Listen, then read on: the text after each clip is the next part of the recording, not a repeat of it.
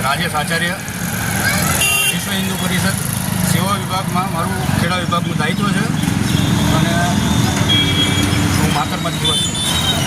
જમ્મુ કાશ્મીરમાં જે પહેલગામમાં આતંકવાદી હુમલો થયો એની વિરુદ્ધ સરકાર કોઈ પણ એક્શન લે અને કડકમાં કડક એક્શન લે એના માટે થઈ અને અમે આજે માતર સજ્જડ બંધનું એલાન આપ્યું હતું અને એક ટૂંકા મેસેજના અનુસંધાને આખા ગામે જે પ્રતિસાદ આપ્યો છે એ બદલ માતરનો ખૂબ ખૂબ આભાર. મારું નામ કેવર વિનુભાઈ પરમાર અને હું વિશ્વ હિન્દુ પરિષદ બજરંગ દળની અંદર છેલ્લા 7-8 વર્ષથી કાર્ય કરું છું અને સક્રિય કાર્ય કરતા. માતર બંધનું એલાન એટલા માટે રાખવામાં આવ્યું છે કારણ કે કાશ્મીરની અંદર પહેલગામની અંદર